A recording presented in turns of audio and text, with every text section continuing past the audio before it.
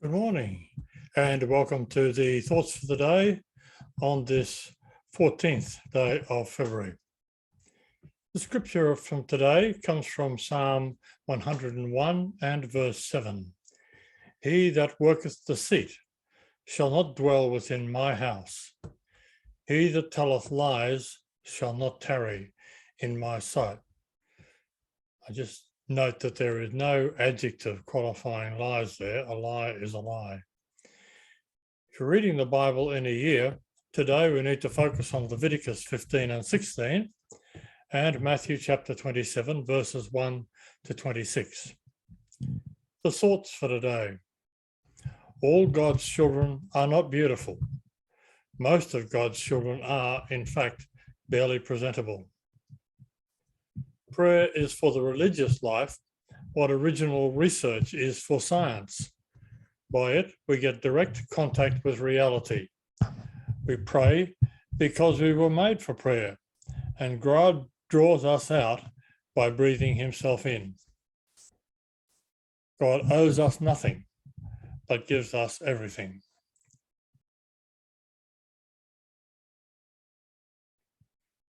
The motivational thought for today.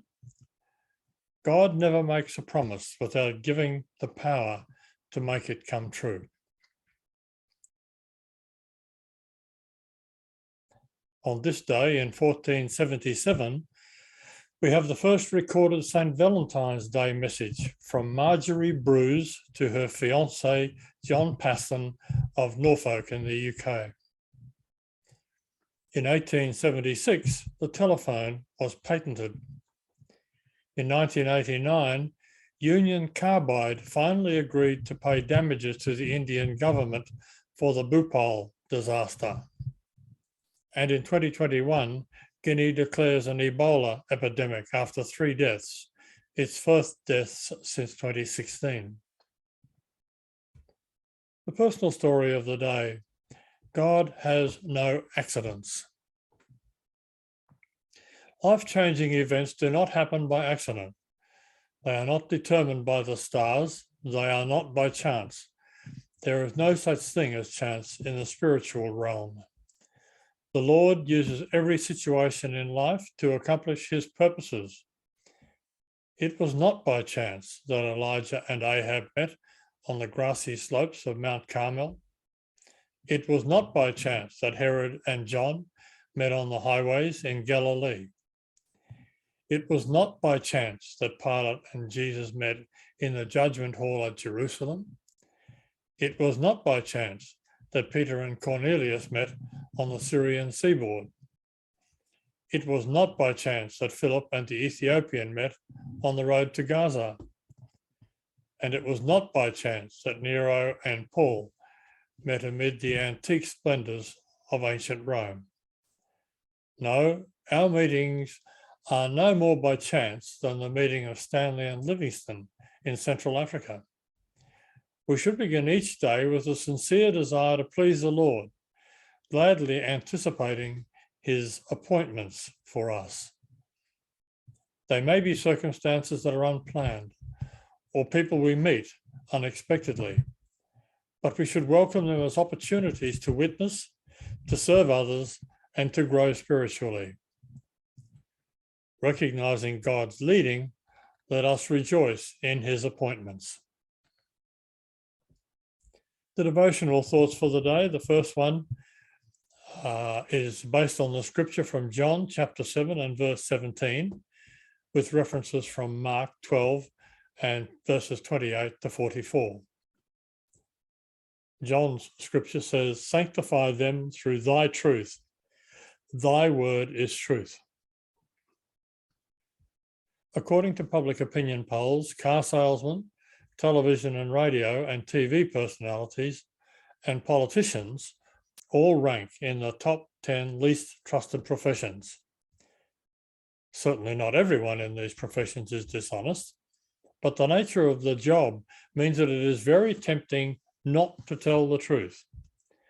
In fact, being honest might cost you a sale, a sponsor, a viewer, or a vote. Those who tell the truth in any profession or area of life may face negative consequences. That was especially true in Jesus' life and ministry.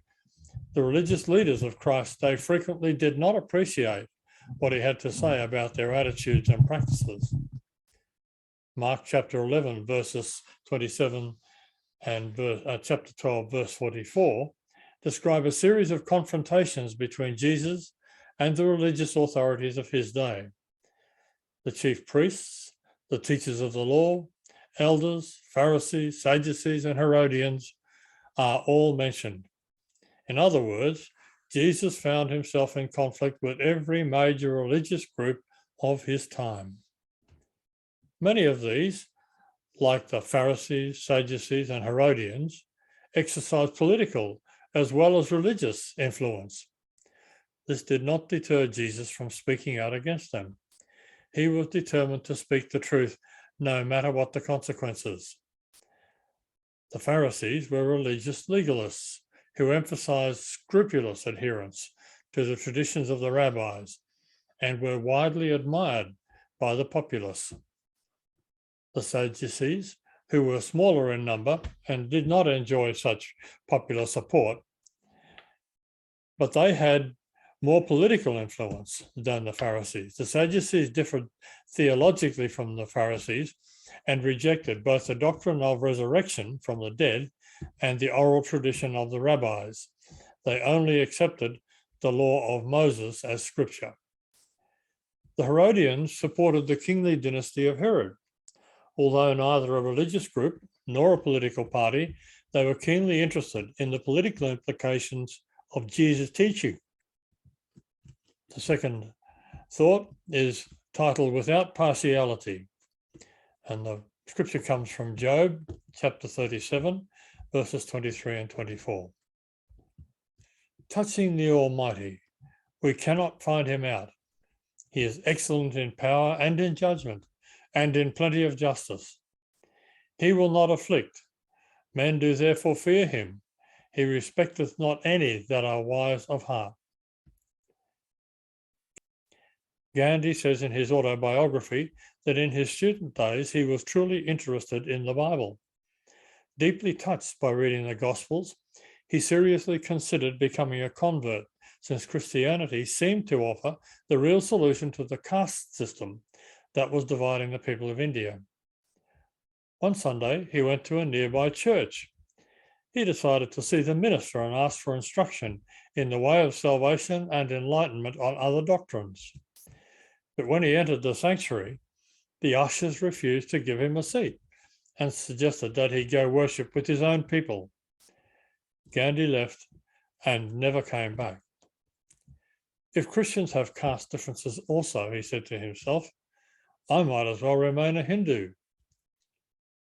The partiality showed by those, quote, Christians, unquote, had a devastating effect on India and the world.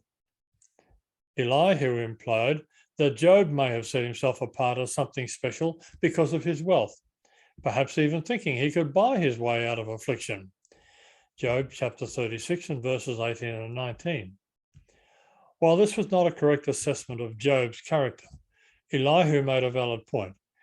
God shows no partiality. God doesn't care about a person's wealth, social status, or skin color, but only about his heart. God accepts all those who are wise in heart. Christians have fallen into the trap of partiality almost from the beginning. James, for example, warned his readers about showing favoritism to the wealthy in chapter 2 and verse 14 of James. Other Christians have shown partiality based on language, nationality, or ethnicity. None of these things, however, are important to God. He looks beneath such surface issues and considers what a person is on the inside. If you find yourself hung up on a person's economic status or nationality, ask God to help you see past these superficial matters. Seek to know others as God does, by their heart. Some facts of the day. A midden is a pile of trash left over from the kitchen or dinner table. The only living parts of a tree are its thin layer beneath the bark, called the cambium, its leaves, and the tips of its roots and branches. And a joke for today. German scientists dug 50 meters down and discovered small pieces of copper. After studying these pieces for a long time, Germany announced that the ancient Germans 25,000 years ago had a nationwide telephone network. Naturally, the Russian government was not that easily impressed. They ordered their own scientists to dig even deeper. 100 meters down, they found small pieces of glass, and they soon announced that the ancient Russians 35,000 years ago already had a nationwide fiber network. Well, the Irish scientists were outraged by this.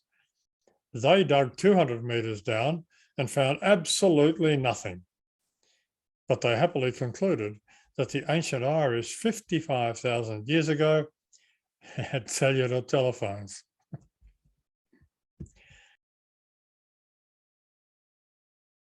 Okay, let's move into the thoughts in verse. And today we have just one chorus, in fact, number 344 in the chorus book.